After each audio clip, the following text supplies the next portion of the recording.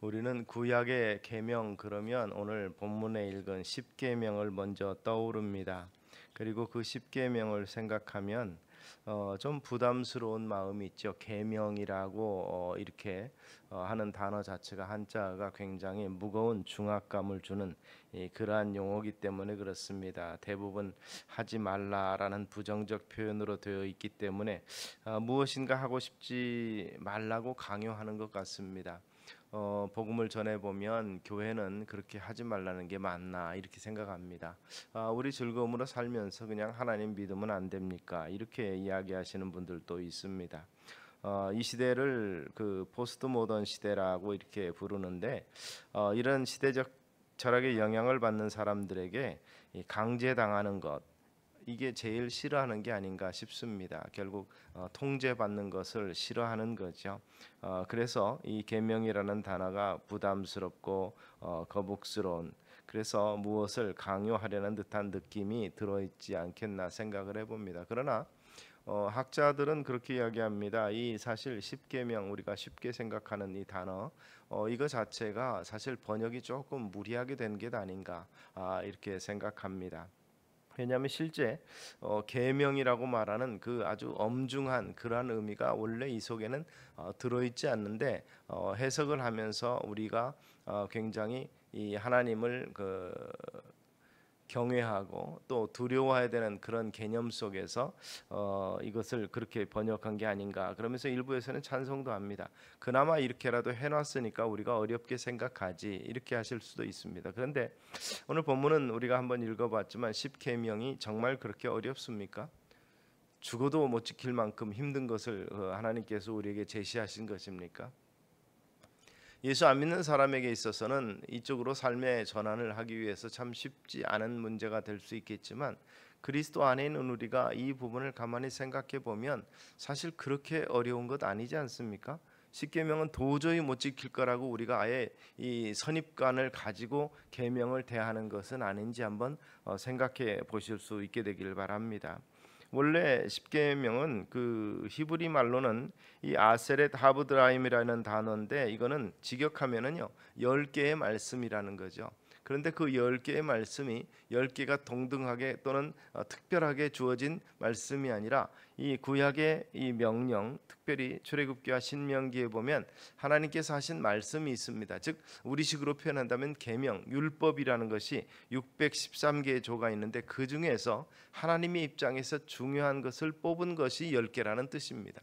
그러니까 대표되는 계명이다라고 해석할 수도 있지만 또 한편으로 중요하다 이것은 꼭 지켜야 된다라고 하기 때문에 10가지 말씀을 뽑아 놓은 것이라는 거죠.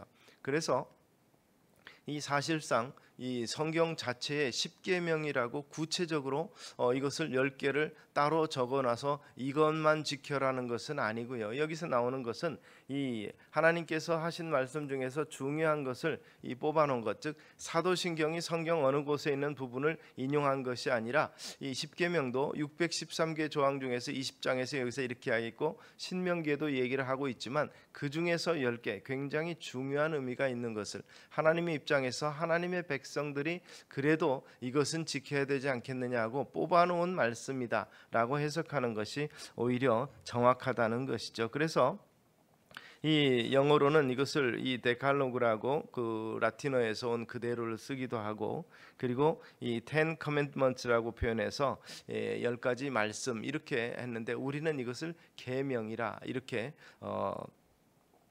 번역을 했습니다. 사실 이 계명이라는 말은 이 불교적인 영어 계율 뭐 이런 것과 같이 이 번역이 되면서 우리 인식 속에서 인식하기 쉽게 이렇게 번역한 거 아닌가 신학자들은 그렇게 생각을 합니다. 그러나 이 10가지 말씀이 부담스러운 짐으로 주어진 것이 아니라 이 출애굽기와 신명기를 보면 이 하나님의 백성이 당연히 지켜야 될 말씀이라 그래서 우리는 이 하나님의 자녀라면 이것을 주신 것에 대해서 말씀을 받음에 대한 이 기쁨 그리고 또한 감사 그리고 자랑스러워야 할 영적인 유산이라고 생각을 해야 될 것입니다. 이 말씀의 가치를 아는 사람이라면 어쩔 수 없이 복종하는 것이 아니라 감사하는 마음으로 품에 안고 기쁜 마음으로 순종하게 되어 있다, 이 말씀인 것이죠. 그래서 한번 오늘 출애굽기 20장에서 하나님이 제시하는 말씀의 의미를, 이것을 하나하나 따져보지 아니하고 전체적으로 이 주어진 말씀의 의미를 생각해 보면서 같이 좀 은혜를 나누고자 합니다. 이 항상 우리가 계자가 들어가면 이 징계와 연결이 되어서 지키지 않으면 형벌, 이런 부분을 우리가 생각하게 되는데, 사실상 이 하나님께서 이것을 주신 그 의미가 분명히 이 크게 두 가지로 볼 수가 있습니다. 하나님께서는 이 말씀을 주시면서 2절에서 뭐라고 말씀하냐면, 나는 너를 애굽 땅 종되었던 집에서 인도하여 낸 내 하나님 여호와니라, 이렇게 말씀합니다. 이 말씀을 주시면서 이스라엘에게 말씀하실 때 내가 누구냐, 이 말씀을 하는 거죠. 나는 너희를 애굽 땅에서 인도해낸 여호와 너희 하나님이니라, 이렇게 말씀하는 겁니다. 그러니까 이 10가지 계명을 주면서 먼저 생각해야 될 것이 관계입니다. 하나님과 이스라엘 백성과의 관계 속에서 나는 내 하나님이 되고 너희는 내 백성이 되리라는 말씀을 하시는 겁니다. 그래서 내 백성에게 주는 말씀이라, 이것을 우리가 볼 수가 있습니다. 그 말은 이 결국 하나님이 너에게 무슨 일을 했느냐, 이 말이죠. 나는 너를 애굽에서 이끌어낸 사람이다, 하나님이다, 신이다, 이렇게 말하면서 너와의 관계를 설정할 때 여기서부터 시작을 합니다. 그 애굽에 종되었던 곳에서 힘들고 곤란할 때에 너희들의 부르짖음을 내가 듣고 내가 일한 것이다, 너희를 이끌어낸 것이다고 말씀하고 있는 것입니다. 그래서 바로 이 이스라엘에게 어떤 일을 하셨는가, 백성의 신음소리를 들으셨고 응답하셨고 인도하시면서 수많은 은혜를 베푸신 분이 하나님, 바로 그분이 나라, 이 말씀을 하는 거죠. 이스라엘 백성에게 그런 은혜 받을 만한 아무런 자격이 없습니다. 단지 그것이 있다면 뭡니까? 아브라함과의 약속입니다. 그 약속을 제외하고는 사실 지금 종된 이스라엘 백성들, 크게 이 애굽 땅에서 번성하면서 큰 민족을 이룬 백성들이 부르짖었다고 해서 하나님이 응답할 이유가 어디 있습니까? 그들이 아브라함의 후손이기 때문에 아브라함과 한 약속을 지키고자 한 그 순전한 하나님의 은혜라는 사실입니다. 그런데 그 하나님께서 출애굽 과정에서 보면 항상 백성들보다 앞서 가시면서 그들의 행복과 또 그들의 안전과 다양한 그들의 삶을 위해서 먼저 일하시는 하나님이신 것을 우리가 보게 됩니다. 바로 그런 것을 기억하라, 이렇게 말합니다. 그들에게 베풀어 주신 은혜를 기억하라는 뜻입니다. 결국 이 말씀을 기억하고 나는 너희 하나님이 되고 너희는 내 백성이 되리라는 이 말씀을 기억한다면 과거처럼 살 수가 없습니다. 애굽에서 종되었던 모양대로 살 수 없다는 뜻입니다. 그러므로 이 말씀은 은혜를 받기 위해서 혹은 징벌을 피하기 위해서 실천하라는 뜻으로 주어진 것이 아니라 이미 받은 은혜를 아니까 이제는 종이 아니지 않느냐, 이 말이죠. 애굽에서 종되었던 그 삶에서 벗어나게 해줬으니까 종이 아닌 자유자로 살아가라.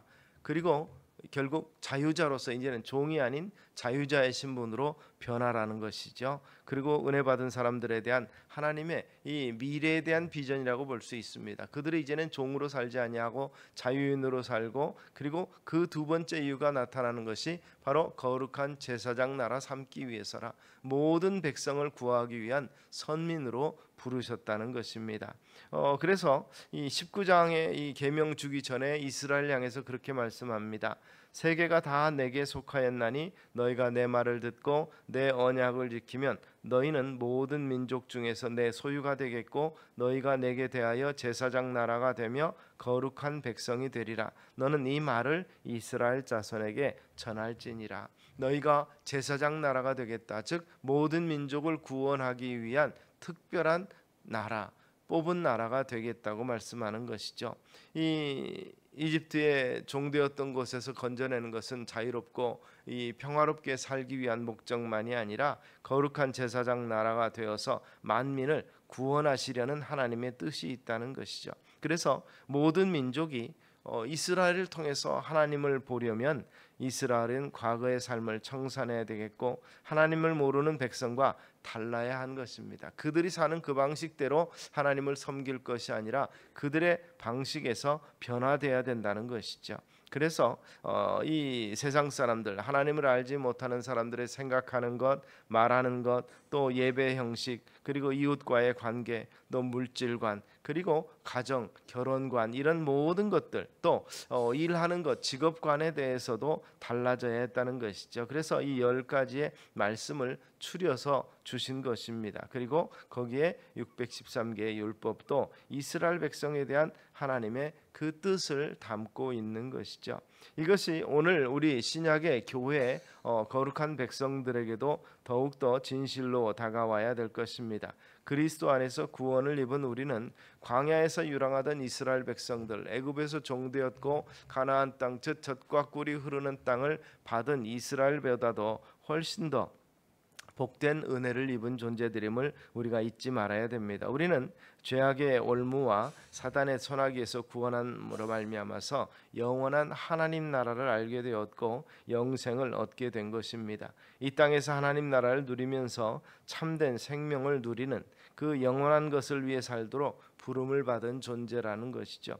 그들은 가나안 땅에 들어가기 위해서 실제 전투를 치러야 됐고 그곳을 지키기 위해서 많은 피 흘림이 있었습니다. 그러나 오늘 우리는 어떻습니까? 예수 그리스도 영접하면 제사 드릴 필요 없이 모두가 다 하나님의 거룩한 자녀가 되는 은혜를 입었다는 사실입니다. 그리고 우리는 어떻습니까? 이스라엘은 거룩한 나라로 택한 것으로서 끝났지 그들에게 이 결국 지속적으로 이 메시아를 기다리고 메시아를 믿지 아니하는 자들은 광야에서 다 엎드러진 것처럼 그들에게는 어떤 면에서 보면 완전한 소망이 아니었습니다. 그러나 우리는 어떻습니까? 그리스도 안에서 완벽한 구원을 우리는 이 보장받은 것임을 우리가 기억하시기를 바랍니다. 그래서 더욱 하나님의 말씀을 소중히 여기고 기쁜 마음으로 순종하며 살아야 되는 것이 마땅하다는 얘기죠. 그래서 이 말씀을 지키는 것, 이 말씀을 듣고 순종하는 것이 매우 중요한 의미가 있습니다. 그런데 문제는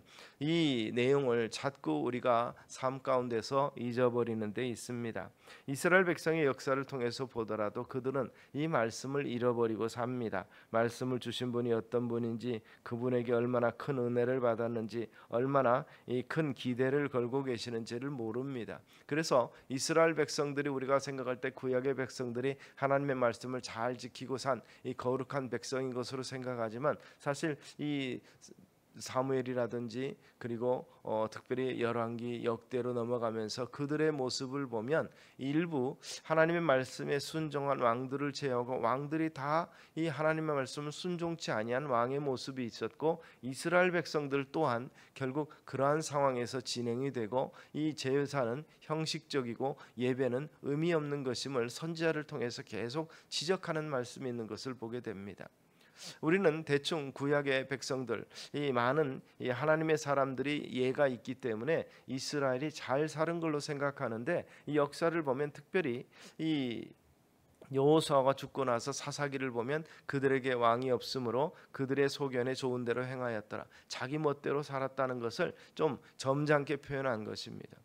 그래서 하나님 앞에 징계를 받는 것입니다. 이스라엘 백성들이 계속 그러한 모습인 거죠. 그래서 그들 상태로 놔두어서는 안 되겠다는 것이죠. 물론 하나님께서는 구속의 원대한 계획을 가지고 계셨지만 그들에게 기회를 줬지만 그들은 그들 스스로 구원에 이르는 능력을 갖지 못한 것을 우리는 보게 되는 것이죠. 그래서 계속해서 발을 씻는 것 같은 제사를 통해서 정결하게 하고 하나님께 대한 마음이 떠나지 아니하도록 계속 강조를 하고 가르쳤지만 이것이 지켜지지 않습니다.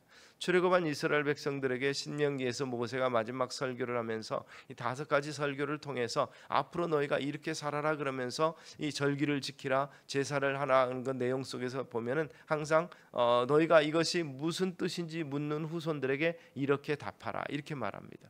즉 이 제사제도와 절기제도를 교육을 통해서 하나님과의 관계가 어떤 것인지를 알도록 하기 위해서 계속해서 믿음의 유산으로 이어가라는 거죠. 이 초막절 예를 들어서 광야에 나가서 일주일 동안 초막 짓고 멀쩡한 집 놔두고 왜 이럽니까? 라고 물어보는 아이들에게 자녀들에게 이것은 광야에서 너희를 이끌어낸 애굽 종되었던 곳에 이끌어낸 너희 하나님 여호와의 의미 그 여호와께서 너희를 살리신 것을 기억하고 기념하는 것이다. 그리고 수장절을 지키면서 우리 말하는 추수감사절이죠. 이거 왜 지킵니까? 그러면 이 땅에 거주하는 동안에 젖과 꿀이 흐르는 땅으로 인도하여 내시고 이곳에서 이 농사짓고 풍작함으로 말미암아서 결국 우리의 먹고 살 것을 해결해 주시는, 너희 광야에서는 이 만나와 메추라기와 반석의 물을 가지고 살았는데 이곳에 와서 하나님께서 여기서 소산을 거두도록 만들어 주신 것에 감사하는 의미가 있다, 이런 것입니다. 이 절기와 제사는 바로 이러한 후대의 교육과 하나님과의 관계가 지속적으로 이어가도록 하는 그러한 교육적인 의미가 들어있다는 사실을 우리가 잊는다면 결국 그 문제는 이스라엘 백성의 삶의 모습으로 나타납니다. 이스라엘은 살아가면서 우리는 선택받은 백성이다, 이 하나님의 축복, 아브라함의 축복을 받은 백성이라는 인식은 가지고 있지만 삶이 따르지 못하고 변화되지 못해서 바알에게 무릎 꿇고 아세라에게 비는 이러한 이 연약한 모습들이 있었던 것을 보게 되는 것이죠. 더군다나 이 왕조가 날리면서 이 예루살렘에 내려가지 못하는 이 그러한 이 폐단이 있고 내려가지 못하도록 하기 위해서 북이스라엘 왕들은 산당에서 하나님을 너희가 그렇게 믿는 하나님을 섬기라 그러면서 저희들은 하나님 앞에 섬김도 없고, 그리고 이 종교는 종교요 통치권은 통치권으로 이렇게 생각하고 삽니다. 우리가 아시는 것처럼 이 아합이라는 왕은 가장 악한 왕이며 이 이방 여인이었던 이 이세벨도 그와 같지 않습니까? 바로 이런 부분이 이스라엘의 역사라는 것이죠. 그런데 우리가 생각해 보면 그러한 이스라엘을 확 엎어버리고 싶겠지만 하나님은 끝까지 인내하시는 하나님이셔서 그들에게 계속해서 채찍질도 하고 몽둥이 또 이 매질을 하셔도 결국에는 그들을 긍휼히 여기시고 그 약속을 지키면서 하나님께서는 그들의 이 삶을 보호하셨던 것을 볼 수가 있습니다. 결국 제사장 나라로서의 그 자격을 결코 박탈치 아니하시고 끝까지 인내하시는 하나님의 모습인 것을 보여주신 것이죠. 그런 면에서 결국 이것을 잊지 말라는 것을 강조하기 위해서 바로 이 같은 이 계명을 우리에게 주신 것입니다. 그런데 신약에서 예수님께서 그 당시에 이 율법학자들과 바리새인들과 사두개인들을 이 꾸짖으신 말씀들을 보면 그들은 정말 율법을 지키는데 목숨 건 사람들인데 왜 주님께서 그들을 꾸짖었는가? 그들은 율법을 정말 기쁨과 감사함으로 지키는 것이 아니라 율법을 지키는 신용만 한 것이죠. 하나님께서 이렇게 말씀하시니까 내가 이렇게 하나님 앞에 이 말씀 지킵니다 보세요 하면서 보이는 그러한 이 위선적인 삶의 모습을 살아가는 것이 바로 그들의 모습이었습니다. 하나님의 뜻을 알기보다는 말씀의 형식만을 지키려고 했고 하나님의 말씀을 지키는 기쁨은 사라지고 이 삶으로 인해서 그 말씀을 지킴으로 인해서 변화되는 삶의 모습이 그들에게 나타나지 않는 것입니다. 오히려 자기 의만 지키려고 하는 사람들, 그것이 사두개인들과 바리새인들의 영적인 상태였기 때문에 주님은 여러 가지 말씀으로 책망합니다. 마태복음에 보면 23장에 주로 그들을 책망하는 말씀이 많이 나타나는데 이 서기관들과 바리새인들이 모세의 자리에 앉았다 이렇게 비난합니다. 결국 모세는 율법을 준 사람들인데 자기들이 율법을 준 사람으로 백성들의 머리 위에 앉아서 그들에게 내려진 말씀이라는 생각을 하고 있고, 그러므로 무엇이든지 그들이 말하는 바는 행하고 지키되 그들이 하는 행위는 본받지 말라 이렇게 말합니다. 그들은 말만 하고 행하지 아니한다 하면서 이 소경된 인도자, 그리고 또 이 잔과 대접의 것은 깨끗하되 그 안에는 탐욕과 방탕으로 가득한 자들이라고 이렇게 책망을 하셨고, 외식하는 서기관들과 바리새인들은 회칠한 무덤 같다. 겉으로 아름답게 보이나 그 안은 죽은 사람의 뼈와 모든 더러운 것이 가득하다. 또 독사의 자식들, 다양한 말씀으로서 깨우침을 줬지만 그들은 깨우치지 못하고 결국 예수님을 십자가에 못 박는 이 죄를 저지른 것이 그들의 모습인 것입니다. 이 결국 종교적 위선, 삶의 변화는 없는, 하나님의 뜻을 알고자 하는 것보다 주어진 것들을 외적으로 지켜지는 모습만을 생각하는 그러한 삶의 모습이었기 때문에 하나님의 은혜나 하나님의 기대로 인해서 설레는 마음으로 하나님의 말씀을 대하지 못한 문제점이 그들 가운데 있는 것이죠. 하나님께 벌을 받을까 봐 두려워 억지로 계명을 지키는 모습만을 보이는 것입니다. 이거 안 하면 큰일 나기 때문에 어쩔 수 없이 지킨다는 그러한 마음의 자세가 그들 가운데 있습니다. 그러므로 우리는 이 말씀을 생각해 보면서 하나님이 그들에게 주신 목적을 다시 한번 기억하면서 이제까지 하나님의 은혜 속에서 살아온 것이다. 즉 이 광야 생활과 가나안 땅에 들어가서 그들이 젖과 꿀이 흐르는 땅을 차지한 것이 그들의 능력이 아니었음을 우리가 인식을 해야 되는 거죠. 바로 시시때때로 하나님께서 은혜 주셨던 것입니다. 광야에서 그 많은 백성들이 먹을 것이 없는 그곳에서 이 만나를 통해서, 그래서 가나안에 들어가서 첫 소산이 결국 그들의 이 추수가 시작이 돼서 그들이 거둘 때까지 이 광야에서만 만나가 있는 것이 아니라 이 가나안 땅에 들어가서도 그들이 스스로 열매 맺기 전까지 이 만나를 그치지 않게 해주신 하나님의 배려를 생각해 보는 거죠. 가나안 땅에 들어갔으니까 이제 니네 알아서 먹어라가 아니라 그 첫 소산을 얻을 때까지 만나가 그치지 아니했다는 것입니다. 이 하나님의 이 세밀한 배려 속에서, 그 은혜 속에서 이스라엘이 살아갔고, 광야 생활하는 동안에 다양한 어려움들을 기록하고 있는데 그 하나님이 다 해결해 주시지 않았습니까? 쓴물 사건 문제, 전쟁의 문제 속에서도 가나안에 들어가기 위해서 해와 달이 멈추는 것을 통해서 승리를 허락하셨고, 끝까지 사실 이 이스라엘 백성들이 홍해와 요단강을 건너는 것도 하나님의 은혜가 아니면 건널 수 없는 그 같은 모습이 있는데도 불구하고 그들이 그것을 망각하니까 문제가 되는 것입니다. 그러므로 나의 나된 것은 하나님의 은혜라고 고백한 바울처럼 오늘 우리가 이제까지 산 것도 하나님의 은혜라는 것, 은혜를 생각할 때마다 주의 말씀을 감사히 여기고 말씀을 온전히 행하고 그 말씀에 순종하고자 하는 마음이 들고자 하는 것, 이것이 우리 속에서 역사하시는 성령의 은혜임을 기억하시는 우리 성도님들 되시기를 소망합니다. 그래서 하나님의 은혜요, 또한 그 구원하신 하나님, 이 백성을 내가 애굽에서 내 군대를 이끌어냈다고 말씀하십니다. 또 이 백성을 향해서 나의 찬송을 부르게 하려 함이라고 말씀하신 것을 우리는 기억하셔서 이스라엘을 향하신 하나님의 그 기대가 오늘 교회를 향하신 하나님의 기대이지요. 하나님의 거룩한 백성들의 삶의 모습이 어떠할 것인가, 세상 가운데서 빛의 자녀로 이 소금으로 살아가는 것이, 거룩한 향기로 살아가는 것이 어떤 것인가를 보여주기 위해서 너희가 이것을 지키며 말씀을 소중히 여기라고 우리에게 교훈하는 것을 기억하실 수 있게 되기 바랍니다. 하나님의 형상으로 지어져서 온 우주보다도 귀한 존재이기 때문에 하나님이 우리를 사랑하시는 것입니다. 하나님의 아들의 희생을 통해서 구원해낸 존귀한 이 고귀한 존재이기 때문에 하나님께서 우리에게 기대를 가지고 계신 것입니다. 우리 각자가 뭐 똑똑하고 또 외모가 아름다워서 또 우리에게 그럴 만한 능력이 있어서 사랑하시고 우리에게 그 같은 은혜를 베푸신 것이 아니라 하나님의 일방적인 은혜입니다. 일방적인 선물처럼 우리에게 주시는 그것으로 우리에게 오늘 주어진 이 복이라는 것을 기억하시고, 우리에게 주어진 이 말씀과 우리의 주어진 거룩한 신분들, 그리고 우리에게 주어지는 미래 소망이 어떤 의미가 있는가를 다시 한번 생각하시기를 바랍니다. 우리에 대한 하나님의 기대, 우리에 대한 하나님의 우리의 완성도를 바라보면서 하나님은 이 거룩한 소망을 품는 자들이 되라고 말합니다. 그 거룩한 소망에 대해서 사도 바울은 고린도후서를 통해서 이렇게 말합니다. 항상 우리를 그리스도 안에서 이기게 하시고 우리로 말미암아 각처에서 그리스도를 아는 냄새를 나타내시는 하나님께 감사하노라.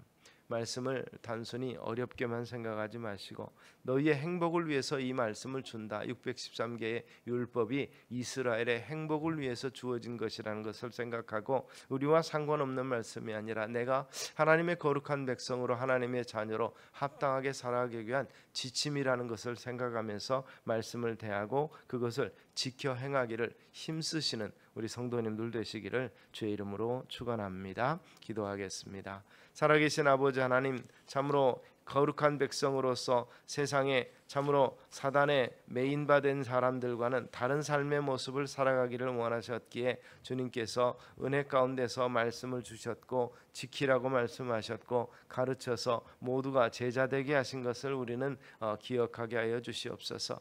우리 마음 가운데 성령의 도우심을 통해서 말씀을 사모할 때 기쁨이 있고 말씀을 지킬 때 힘과 능력으로 함께 하시고 이 말씀과 함께 행하면서 그 하나님께 영광이 되는 은혜로운 삶이 되게 하여 주시옵소서. 주옵소서. 예수님 이름으로 기도드리옵나이다. 아멘.